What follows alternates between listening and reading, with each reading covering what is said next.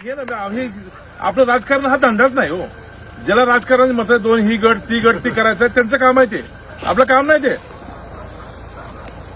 मी सरळ मार्गाने लागणार माणूस आहे. संतोष पाटील नाव काय, त्याला दिलेला शब्द पाळतो, कामच करतो. मी नरखेड नुसता पूरच नाही केला. आज तुमच्या सगळ्या भागामध्ये जे लाईटचा प्रॉब्लेम आहे सगळा, डीपी जळतो सारखा. आपल्याकडं 33 केवीचं एकच सबस्टेशन आहे नरखेडला. ती कधी झाले, शाहजीरावच्या काळात. त्यानंतर दुसरं काय झालं नाही. त्यानंतर लाईटची मागणी किती वाढली, त्याची 33 केवी क्षमता किती, आणि आज वाढती मागणी काय, तर त्याला पुढचा कोणी टप्पा करणे लक्षात आला नाही. माझ्या ती लक्षात आला. राणेसाहेबांच्या जवळ असल्यामुळे आपण मुख्यमंत्र्यांकडून 132 केवीचं मंजूर करून घेतलंय नरखेडला. हा गप्पा नाही, ह्याचा कागद सरकारी आहे. परवा ते सरकारी लोक येऊन जागा बघून गेलेत.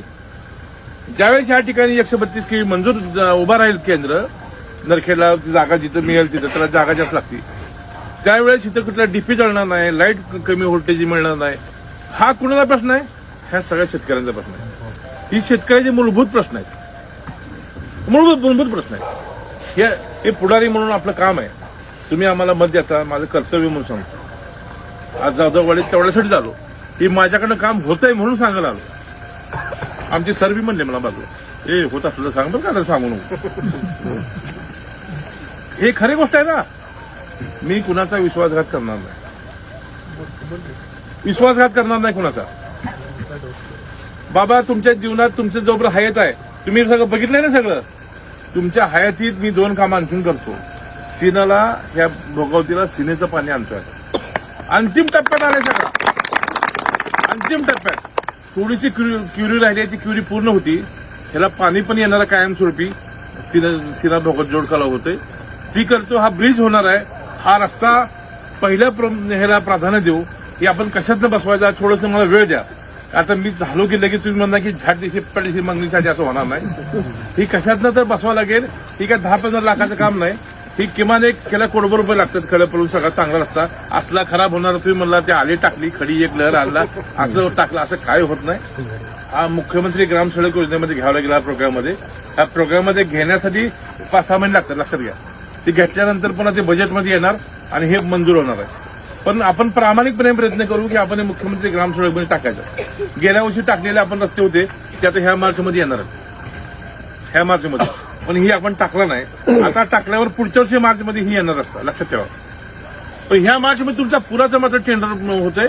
मार्च जुलैमध्ये पर्यंत आपला हा ह्याचं टेंडर निघेल पुलाचं, लक्षात घ्या. एक प्रश्न मार्गी लावू. एक लक्षात घ्या, माझा प्रामाणिकपणा आहे. विश्वास बुद्धी उशीर होईल, परंतु माझ्या प्रामाणिकपणावर अविश्वास ठेवू नका. मी आता ही निवडणूक फार कठीण आहे. तुमची 500 लोकांची वस्ती आहे.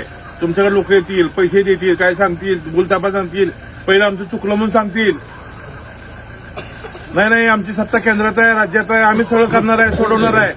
हे सगळं आजपर्यंत राजन पाटलांनी, हा उमेदवार आमचा तुमचा नाही, या समोरच्या उमेदवाराला राजन पाटलाचा उमेदवार आहे, लक्षात ठेवा. राजन पाटीलच उमेदवार आहे.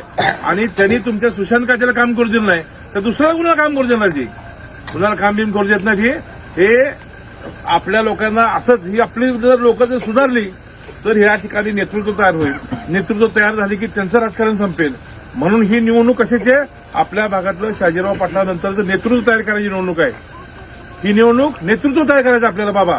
त्यामुळे ही मतदान जिल्हा परिषद सदस्याला नाही करायचं, त्या भागातलं नेतृत्व जीवन करण्यासाठी करायचं आहे. त्यामुळे जे काही कुठं गावाला असतील, इकडं असतील, तिकडं सगळ्याला बोलवा आणि सगळ्याला बोलवून आपल्याला ताकदीनं हा वाळूजमधून, जसं नरखेड मतदान करताय मला, तसाच वाळूज माझ्या मागे उभं राहायला पाहिजे. एवढा निर्धार ह्या तुमच्या जाधव वस्तीवाल्यांनी करायचा. वाळूजकरांनी पण हा निर्धार केला पाहिजे की ही निवडणूक आपण जिल्हा परिषद सदस्याला अजिबात नाही करणार. ही मतदान आपण करतोय. शाजीराव पाटलांचं नेतृत्व हे राजन पाटलांनी जे दाबलं, मारलं, ते नेतृत्व पुन्हा जिवंत आपल्याला करायचं आहे. ते नेतृत्व जिवंत करण्यासाठी आपल्याला ह्यावेळेस मतदान करायचं आहे.